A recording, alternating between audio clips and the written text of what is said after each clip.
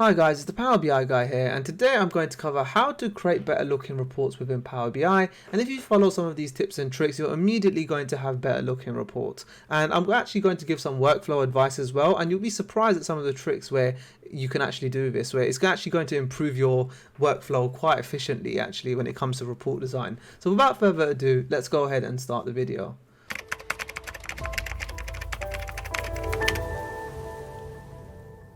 Now, my first tip is set a report theme and select a color palette. A color palette is associated colors that work well together in terms of design. Now, if you don't have corporate color palettes or you don't know much about them, there's a really cool website called colors.co that allows you to select pre-built color palettes that basically are associated colors that match together. So for example, in this instance, I'm going to select this. Now what we want to do is apply this to our report. So whenever we create a visual or we want to adjust the colors, Power BI has that built in within itself. So what I'm going to do is if you go to view, click this button here and then go to customize current theme, we're going to now be able to set a theme for our report.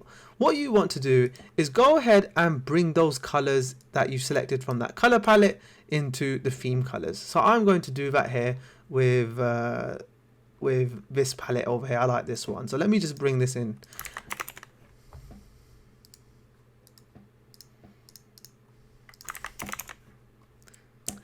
And now if you hit apply, let's bring in a visual to demonstrate what this has done. I'm just going to bring this in. If we see our data colors, Power BI has now brought this color palette in at the top and given us a bunch of other colors that match what we've put in. These are the lighter versions. So set up your theme and set up your color palette and apply that to your report. The next tip that I'm going to give you is don't use a white background. Use an off shade. And the reason why I say this is white is a very bold color. Now, if you want to use another visual on top of that, the white is going to contrast not too well with the background. And let's take a look at the Apple website, for example. Apple doesn't use, this isn't a pure white, this is an off shade of white. It's a lot softer on the eye, and immediately when you bring in another color on top, it's going to pop a lot more. So what I want to do is if you select your background, just click the background, go to edit, page background, put the transparency to 100%, and then more colors, and let's just drag that down slightly. I'm going to drag that down slightly, and then bring the transparency to 0%. And now we have a softer background. Wait for it, you're going to see why I've recommended that. Tip number 3, you can actually adjust your page size as well, depending on what your reporting requirements. I recommend you keep that consistent across your reports or set that once, but you can adjust your page size to make it bigger or smaller. So if you go to page size, custom, we can set this to 1920 by 1080. And we have a bigger report now. So we have a lot more canvas space, and a lot of people don't actually know you can do that. So that's another tip. Now let's begin to actually create our visuals. Now, something that I recommend is set your background to white. So what we're going to do is enable our background, put the transparency to 0. But what you want to do is curve the edges slightly. I recommend, this is a personal recommendation. What I'm going to suggest is if you go to border, outline, set that to white or the same color as your background, and make the radius 11. Our borders are now curved, and I want to change this data color because this is horrible. I'm going to set this to a green.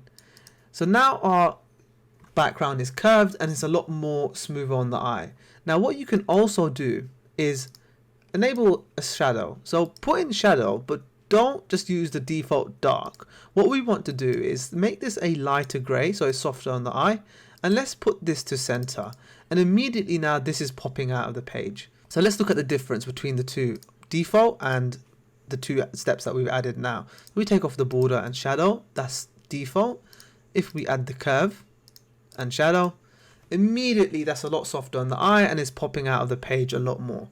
Now this next tip is actually how to edit multiple visuals at the same time in order to improve your efficiency, because let's say you want to add the background, the shadows to every single card here, you have to do that 4 times.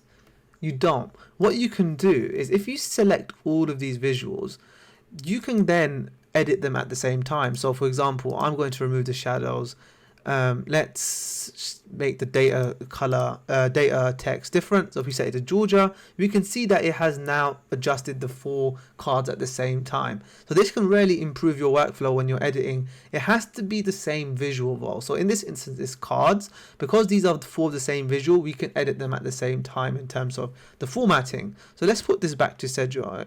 I always pronounce that wrong. Sego semi-bold, and then enable the shadows. I'm going to enable the shadows, and let's see, are these centered? No, they're not centered. I want to make that actually bigger. Let's use bold. And as you can see, these aren't curved, so let's put in our curved border. I've enabled that white, and immediately it's a lot softer on the page. My next tip for report design is highlight key metrics with darker colors. So for example, with these cards, let's say one was, let's change this to gross profit instead of net. Total cost. Let's put total cost. Let's put total cost there. Where is total cost? Okay, let's put orders count. Now, depending on your requirements, or depending on what you're trying to tell in terms of the story of that page, if net profit or a certain visual is more important, make that title, make that visual either bigger or make the data a bolder color, because immediately your eye is going to go towards that visual. So in this instance, let's say we had 4 cards telling 4 different, we had cost, gross profit, tax, and then net profit, and net profit was what you wanted to highlight. You can make that bolder as a color, so immediately out of this your eye naturally goes to the net profit because it's a darker color. So let me go ahead and add some more visuals to the page using this principle of curved edges and shadows, and then we'll work through the next steps. So I've gone ahead and brought in some more visuals, and in the process I changed the color palette. So I went to colors.co and then brought that color palette into my theme, as I didn't like the original one that I chose, which is not a problem. You can make that change and it applies that automatically. But anyway, now the next tip that I can give you is, let's say look at this donut chart. You can bring in another visual on top of that to give some more detail into this. Now in this case here, we are looking at a net profit breakdown by product category. If we brought in a card, and if I brought in, let's say, net profit, and then remove the background, so leave the background as blank, I can now bring this into the center of this. If I make this smaller, to actually give more detail behind what this donut chart is showing us. As this is a net profit breakdown, let me make this slightly bigger. So I'm going to use bold, and now if we take a look, immediately we have some more detail when it comes to this visual here. So we know that this is a breakdown, this is the split of net profit as we've put that in the center. So that's a little trick that you can put visuals on top of each other in order to give more detail. So in this case, I'll put in net profit. Now the next tip that I have is how to space visuals, and it's actually a neat little trick. Let's say I had this slightly off, so this was slightly closer, these are all off. How do I space these out accordingly without having to do this manually?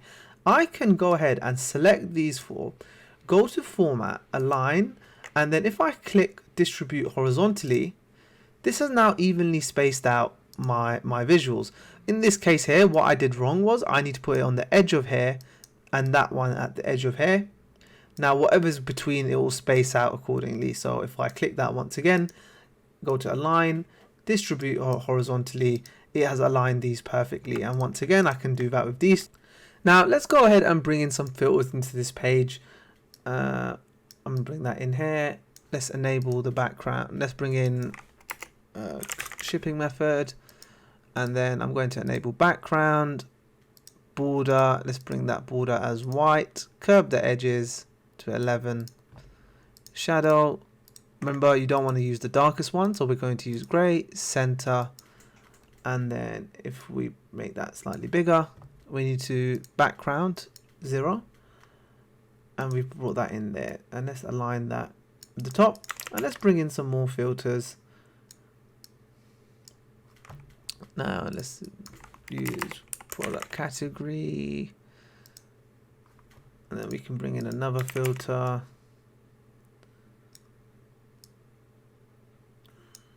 Let's bring in another filter over here.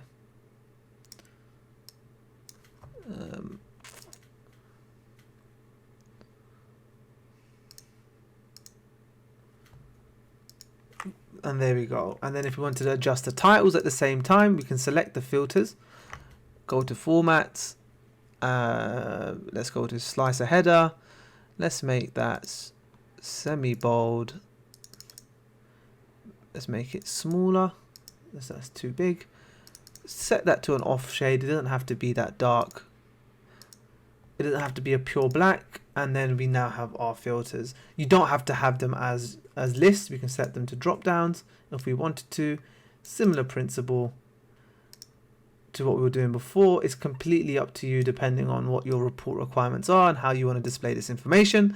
But as you can see, we've now built a relatively clean looking report without much effort. Now, this isn't the most advanced report design video, but this is some best practice in terms of color palettes, some tricks with shadows, and you want to get comfortable with creating something like this before you start going on to more advanced report design techniques. But with these steps, you should now understand the principles and start experimenting with curves, with shadows, and the way you place your visuals. So without further ado, it's the Power BI guy, and I hope this video